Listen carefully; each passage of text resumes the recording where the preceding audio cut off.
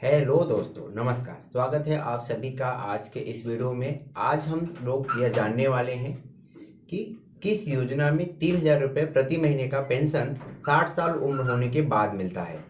तो आज इसका एक लाइव वीडियो हम देखने वाले हैं कि कैसे इसको आवेदन कर सकते हैं, कौन इसका आवेदन लाभ ले सकता है। तो सबसे पहले हम आपको बता दें कि भारत सरकार और श्रम रोजगार मंत्रालय के द्वारा यह योजना पारित किया गया है, जिसका नाम है प्रधानमंत्री श्रम योगी मानधन योजना, जिसमें प्रति माह कुछ रुपए हमें देना होता है और फिर जैसे ही 60 साल पूरा होता है तो हमें जो है 3,000 रुपये प्रति महीने का पेंशन मिलता है। वो एज के ऊपर डिपेंड करता है, जैसे कि 25 साल अगर आपका एज है तो आपको 85 रुपये पे करना होगा प्रति महीना। अगर आपका एज 37 साल है तो आपको 170 रुपये पे करना होगा। ऐसे ही अन्य एज के हिसाब से पेमेंट किया गया है और ये हर महीना आपके अकाउंट से ऑटो डेबिट होता रहेगा और फिर जैसे ही 60 साल पूरा होता है तो आपके अकाउंट में हर महीना 3,000 रुपये ऑटोमेटिक उसमें ऐड होता रहेगा। यह उन लोगों के लिए योजनाएं हैं जो असंगठित क्षेत्र में काम करते हैं, छोटे मोटे रोजगार करते हैं, छोटे मोटे धंधा करते हैं और जो असंगठित क्षेत्र में काम करते हैं, जिनका महीने का इनकम 15,000 रुपये से कम है, जो टैक्स पेयर नहीं है। तो इसको मैं बता दूं कि ये ऐसे ही लोग इस योजना का लाभ ले सकते हैं जिनके पास ई श्रम कार्ड है। ई श्रम कार्ड धारक को मिलेंगी 3,000 रुपये प्रति महीना पेंशन। ऐसा आपने काफी बार सुना होगा। तो आज हम इस वीडियो में देखेंगे कि कैसे इस योजना का लाभ ले सकते हैं। तो चलो चलते हैं अपने वीडियो पे। सबसे पहले ई श्रम कार्ड के पोर्टल पे आ जाना है और फिर यहाँ पे देखना है रजिस्ट्रेशन फॉर मानधन योजना। मानधन के ऊपर क्लिक करना है तो कुछ इस तरीके से पॉपअप आएगा। इसको हमें कट कर लेना है। यहाँ से सीएससी सेंटर और डिजिटल इंडिया के बारे में कुछ इन्फॉर्मेशन जानकारी दिया जा रहा है, तो ये हमें यहाँ से कट कर लेना है। ऊपर साइड देखेंगे, राइट साइड में कट कर लेंगे हम इसको और फिर जो है आगे कुछ इस तरीके से यहाँ पे देखेंगे दिखाई देगा। तो ये हम अभी जो श्रम योगी मानधन योजना है उसके वेबसाइट पे हैं। यहाँ पे स्कीम के ऊपर क्लिक करेंगे, PMSYM, जिसका प्रधानमंत्री श्रम योगी मानधन योजना फुल फॉर्म है, उसके ऊपर क्लिक करेंगे तो उसकी जानकारी निकल के आएगी योजना का, जिससे कि हम यहाँ पे क्लिक कर लेते हैं और फिर इस योजना के बारे में थोड़ी सी जानकारी ले लेते हैं। जैसा कि दोस्तों आप सभी को पता है कि श्रम योगी मानधन योजना असंगठित क्षेत्र में लोग काम करने वाले लोगों के लिए है, जिनका महीने का इनकम 15,000 रुपये है और जो ऑटो ड्राइवर है, ओला उबर ड्राइवर है ना, ऐसे बहुत सारे प्रकार के लोग हैं जो असंगठित क्षेत्र में काम कर रहे हैं। उसके बारे में भी आगे लिस्ट दिया हुआ है। तो यहाँ पे हम प्रधानमंत्री योजना के बारे में जो है जानकारी एक निकाल लेते हैं। देखिए, स्कीम के ऊपर क्लिक करेंगे। स्कीम के ऊपर क्लिक करते ही जो पहला ऑप्शन दिख रहा है इसके ऊपर क्लिक करेंगे। इसके ऊपर क्लिक करते ही यहाँ पे देखिए कुछ इन्फॉर्मेशन आ गए हैं कि इसका जो एज है, जो एज एलिजिबिलिटी कैटेगरी क्या है कि फॉर अनऑर्गेनाइज्ड वर्कर सेक्टर के जो लोग हैं वो लोग इसका बेनिफिट ले सकते हैं। इसका जो एज है वो 18 से 40 साल वाले ही अप्लाई कर सकते हैं। मंथली जो इनकम है वो 15,000 के नीचे होना चाहिए और इसका शुड नॉट बी, मतलब कि जो PF या फिर पेंशन, नेशनल पेंशन स्कीम या फिर ESIC वाले या टैक्स पेयर वाले इस योजना का लाभ नहीं ले सकते हैं। इसके लिए आपका आधार कार्ड होना मैंडेटरी है, ई श्रम कार्ड होना मैंडेटरी है, सेविंग अकाउंट या फिर जनधन अकाउंट होना चाहिए। इसके बाद फिर हम देख लेते हैं फटाफट कैसे अप्लाई कर सकते हैं। तो यहाँ पे आप देखेंगे कि बैंक चार्जेस, इसका भी कुछ चार्जेस है। अगर मान लो कि आपके बैंक में हर महीना पैसा उतना आप मेंटेन नहीं कर पा रहे हो, पैसा नहीं है और आपका जो इंस्टॉलमेंट है वो नहीं कट पाया है, तो उसके लिए एक कुछ चार्जेस है गवर्नमेंट की तरफ से। जैसे यहाँ पे देख सकते हैं कि बैंक खाते में पर्याप्त राशि के कारण ऑटो डेबिट रिटर्न के लिए पेनल्टी की राशि जो है 10 रुपये है। अगर आप मैनेज नहीं कर पाएंगे तो 10 रुपये का आपको शुल्क दिया लगेगा। तो यहाँ पे देख सकते हैं कुछ इन्फॉर्मेशन भी दिया हुआ है, आप वेबसाइट पे जाके पढ़ सकते हैं और फिर जो है हम आगे बढ़ते हैं अभी कैसे हम नया अप्लाई कर सकते हैं। तो यहाँ पे देखेंगे एक लेफ्ट हैंड साइड पे ही कोने पर ही यहाँ देख सकते हैं हम लोग कुछ इस तरीके से इनरोलमेंट के ऊपर क्लिक करेंगे। इसके ऊपर क्लिक करते ही लेफ्ट हैंड साइड पे ऊपर एक लॉगिन का ऑप्शन आ रहा है CSC लोकेटर के बाजू में, तो हम लॉगिन के ऊपर क्लिक कर देंगे। तो यहाँ पे हमें कुछ 3 प्रकार की जो वे है, जो रास्ता है, उसके जरिए हम लोग बना सकते हैं, अपना अप्लाई कर सकते हैं मानधन योजना के लिए। जैसे देखिए, जैसे ही हम लोग लॉगिन के ऊपर क्लिक करेंगे तो कुछ इस तरीके से यहाँ पे इंटरफेयर खुल के आएगा। ये देखिए यहाँ पे 3 ऑप्शन दे रहे हैं। हम लोग एक तो खुद से अपना रजिस्ट्रेशन कर सकते हैं या CSC के माध्यम से या फिर एडमिन लॉगिन के माध्यम से। तो हम यहाँ पे CSC और एडमिन लॉगिन को साइड में रखते हैं, खुद से अपना करने की कोशिश करेंगे। तो सेल्फ इनरोलमेंट के ऊपर क्लिक करेंगे। जैसे ही इसके ऊपर क्लिक करेंगे तो कुछ इस तरीके से यहाँ से इंटरफेयर आएगा। हम यहाँ पे मोबाइल नंबर डालेंगे अपना और फिर उसके बाद प्रोसेस पे क्लिक कर देंगे। तो फटाफट हम लोग अपना मोबाइल नंबर डाल देते हैं।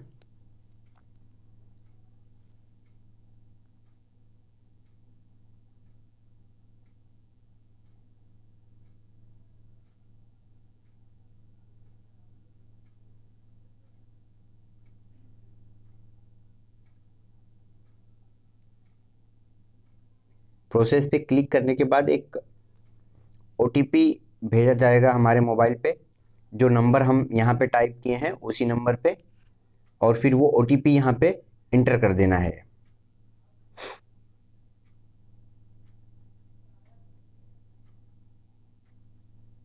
जैसे ही OTP इंटर करने के बाद तो प्रोसेस पे क्लिक करना है।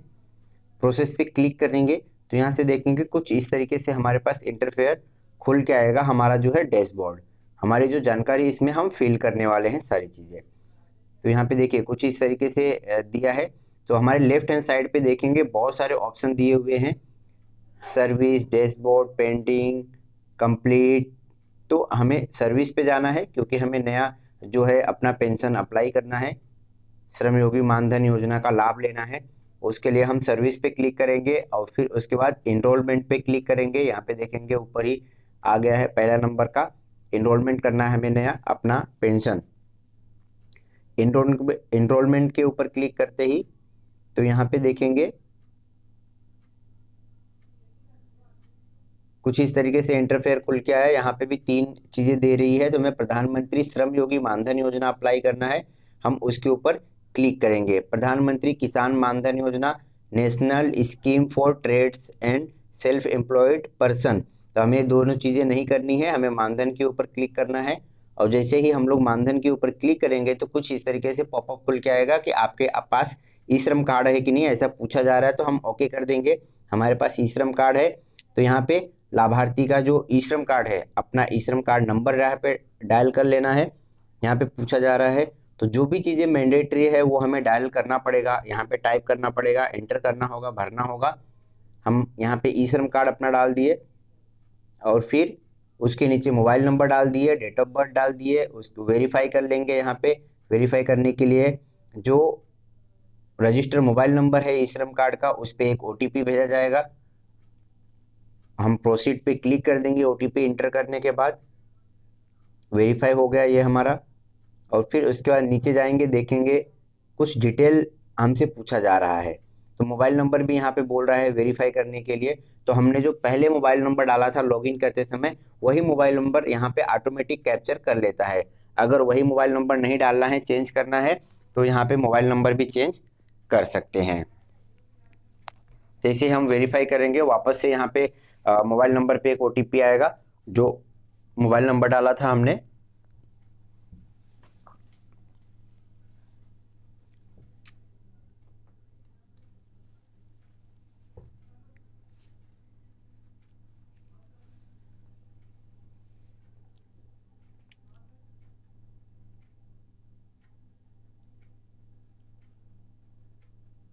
यहाँ पे OTP इंटर करने के बाद प्रोसीड पे क्लिक करेंगे।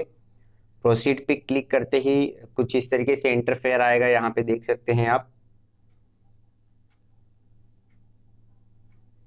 ये देखिए मोबाइल नंबर भी वेरीफाई हो गया और कुछ अभी जो है डिटेल पूछा जा रहा है, जैसे एड्रेस, पिन कोड, वो ऑटोमेटिक कैप्च करता है, लेकिन अगर जो चीज़ें नहीं आती है तो हमें वहाँ पे फिल करना होगा।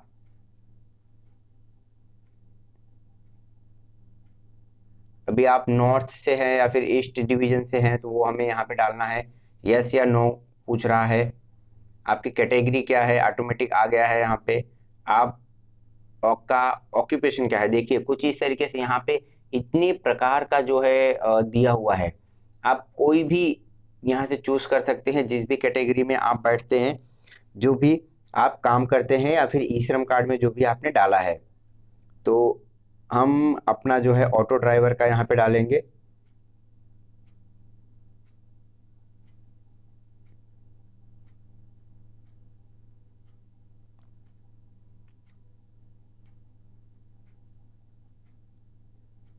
तो यहाँ पे ऑटो ड्राइवर या फिर ड्राइवर का अलग से नहीं दिया है, यहाँ पे रिक्शा पुलिंग का दिया हुआ है,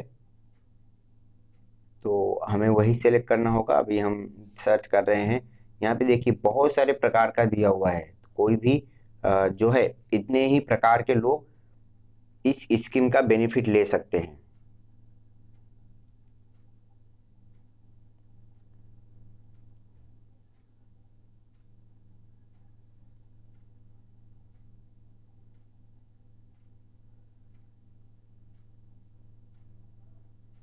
अभी हमें एक एक ढूंढना पड़ रहा है कहाँ पे है। एक अच्छी बात है कि इसका अल्फ़ाबेट साइड ही पूरा एबीसीडी के हिसाब से नाम दिया है, तो हम जल्दी ही ढूंढ सकते हैं। तो हम यहाँ पे देख सकते हैं ऑटो ड्राइवर या रिक्शा ड्राइवर। आप भी देखते रहिए, मालूम देखिएगा तो जरूर कमेंट में बताइए हमें।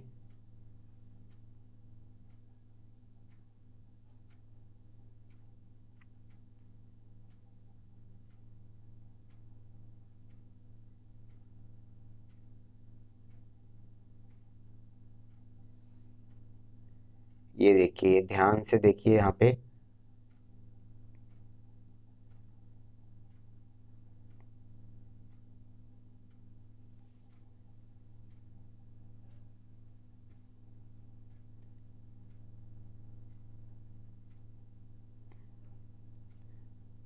देखा दोस्तों आपने, यहाँ पे ऊपर ऊपर साइड ही लिखा हुआ है रिक्शा पुलिंग। ये तो रिक्शा पुलिंग हमने क्लिक कर दिया। हमारे पास ESIC PF नहीं है तो हम नो पे कर देंगे। मैं टैक्स पेयर भी नहीं हूं तो यहाँ पे भी हम नो क्लिक कर देंगे। जैसे ही नो पे क्लिक करेंगे, टर्म ऑफ कंडीशन को एक्सेप्ट करेंगे और देन सबमिट पे क्लिक करेंगे तो हमारा एप्लीकेशन रजिस्टर हो चुका है। अभी हमें नेक्स्ट डिटेल यहाँ पे फिल करना है। यहाँ पे कुछ इस तरीके से ऑटोमेटिक जो है नेक्स्ट डिटेल पे हमें लेके जाएगा, और फिर यहाँ पे कुछ डिटेल जो है ऑटोमेटिक फिल होके आएंगे। आपको चेक कर लेना है सही है कि नहीं वो, और नहीं सही होगा तो हम करेक्शन कर सकते हैं। और बहुत ही आराम से डिटेल को बहुत ही बारीकी से चेक करके भरना है। अभी देखिए यहाँ पे जो है ऑटो जो बायोमेट्रिक है वो बोल रहा है कैसे होगा, तो OTP के माध्यम से या कैसे करना चाहते हैं, बैंक डिटेल जो है कैसे करना चाहते हैं। तो हम OTP के माध्यम से करना चाहते हैं। हम यहाँ पे OTP सेलेक्ट कर लेंगे। आप यहाँ पे फिंगरप्रिंट या फिर आंखों का भी फोटो से कर सकते हैं। तो हम OTP के माध्यम से सेलेक्ट करते हैं। बायो ऑथेंटिफिकेशन के ऊपर क्लिक करेंगे, यहाँ पे आधार नंबर के ऊपर एक्सेप्ट कर लेंगे, OTP पे क्लिक करेंगे। जैसे ही जनरेट OTP पे क्लिक करेंगे तो हमारे आधार कार्ड से रजिस्टर मोबाइल नंबर पे एक OTP भेजा जाएगा। वह OTP नंबर यहाँ पे देखेंगे कि 15 मिनट का हमें समय दिया गया है लेफ्ट हैंड साइड पे, और फिर जनरेट OTP के ऊपर वापस से क्लिक करेंगे तो ये OTP हमारे रजिस्टर मोबाइल नंबर पे भेज दिया गया है। जो आधार कार्ड पे रजिस्टर है मोबाइल नंबर उस पे ही गया है। यहाँ पे हम जैसे ही OTP डालेंगे, वैलिडेट OTP के ऊपर क्लिक करेंगे। वैलिडेट OTP के ऊपर क्लिक करते ही यहाँ पे देखेंगे कुछ इस तरीके से इंटरफेयर खुल के आ गया है। तो ये क्या है, फिल बैंक डिटेल जो है वो ऑटोमेटिक कैप्चर कर लिया है। तो यहाँ पे देखिए कुछ इन्फॉर्मेशन हमें खुद से भी भरना पड़ेगा, जैसे कि हमें पैसा कैसे देना है, मंथली देना है या 3 महीने में एक बार या फिर 6 महीने में एक बार या 12 महीने का एक साथ में। तो मैं 1 महीने का देना चाहता हूँ एक बार में। मेरा बैंक डिटेल ऑटोमेटिक आ गया है यहाँ पे, तो मैं एक बार वेरीफाई कर लूँगा। अगर मुझे कुछ दूसरा बैंक डिटेल देना है तो मैं वो भी यहाँ पे टाइप कर सकता हूँ। ये हमने आधार कार्ड से जो ऑटोमेटिक वेरीफाई किया है वह बैंक अपने आप ही आ जाता है, यहाँ पे हमें भी डालने की ज़रूरत नहीं पड़ती है। अगर हमें लगता है कि नहीं डालना है तो फिर हम दूसरा बैंक डिटेल डाल सकते हैं। वेरीफाई कर लिए। जैसे ही वेरीफाई किए तो कुछ इस तरीके से देखेंगे, यहाँ पे ओपन होके आ जाएगा। बहुत ही आसान तरीके से हम इसे अप्लाई कर सकते हैं। यहाँ पे अकाउंट होल्डर का नाम क्या है एज फॉर पासबुक पे या फिर बैंक में, वह यहाँ पे हमें टाइप कर लेना है।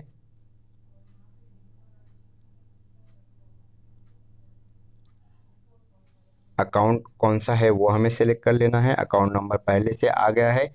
और फिर नीचे देखेंगे नॉमिनी का कुछ डिटेल दिया हुआ है, वह डिटेल हमें फटाफट फिल कर लेना है। अगर फिल पहले से रहेगा तो हमें फिल करने की ज़रूरत नहीं पड़ेगी। तो हमारे यहाँ पे पहले से ही फिल किया हुआ है। और उसके बाद यहाँ पे मंथली हमें 170 रुपये पे करना पड़ेगा, वह भी दिखाया जा रहा है। और फिर एक्सेप्ट करके सबमिट पे क्लिक करेंगे तो ये देखिए हमारे पास कुछ फॉर्म, हमने जो अभी डिटेल वगैरह सारे भरे हैं वही फॉर्म आ गया है, जिसको डाउनलोड करके हमें प्रिंट आउट लेना होगा। प्रिंट आउट लेके एक साइन करके वापस से यही पीडीएफ बना के अपलोड करना होगा। तो हम फटाफट इसका प्रिंट आउट ले लेते हैं। ये देखिए ये हमारा फॉर्म डाउनलोड हो गया और हम साइबर में भेज के फटाफट एक प्रिंट आउट निकलवा लेते हैं। प्रिंट आउट निकाल करके उसका मैंने पीडीएफ बना लिया और फिर प्रोसीड के ऊपर क्लिक करते ही यहाँ पे मैंने पीडीएफ को अपलोड कर दिया। देखेंगे 150 केबी से लेके 5 MB तक ही होना चाहिए पीडीएफ। तो ये पीडीएफ हमने यहाँ पे सेलेक्ट कर लिया और फिर अपलोड कर दिया।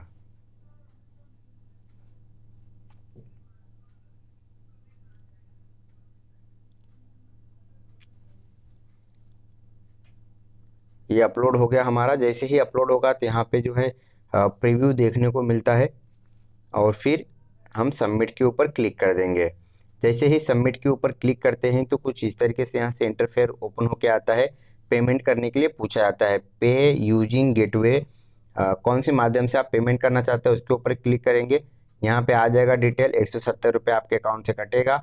मेक पेमेंट के ऊपर क्लिक करेंगे तो कुछ इस तरीके से इंटरफेयर आएगा। यहाँ पे किस माध्यम से आप credit card, debit card, net banking, UPI किस माध्यम से पेमेंट करना चाहते हैं वह माध्यम को सिलेक्ट करना है और फिर पेमेंट कर देना है। मैं यहाँ पे अपना जो है यूपीआई के माध्यम से पेमेंट करना चाहता हूँ, तो यूपीआई सिलेक्ट करने के बाद मैं अपना यूपीआई आईडी यहाँ पे एंटर कर लूँगा। और जैसे ही यूपीआई आईडी सिलेक्ट करता हूँ और फिर ओटीपी आता है, पेमेंट हो जाता है मेरा।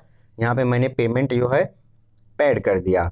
अब जैसे ही पेमेंट सक्सेसफुली हो जाता है तो यहाँ पे देखिए पेमेंट सक्सेसफुल होने के बाद तुरंत ही कार्ड ये जो है जनरेट हो जाता है।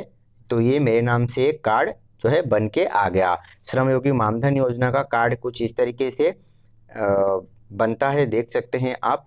और बहुत ही आसानी तरीके से 3000 रुपये के लिए अब मैं एलिजिबल हो गया। तो दोस्तों आशा करता हूं आप सभी को वीडियो अच्छा लगा होगा। कैसा लगा आप सभी को वीडियो कमेंट कर जरूर बताइए। फिर मिलेंगे हम लोग कुछ नई जानकारी के साथ में, तब तक के लिए धन्यवाद।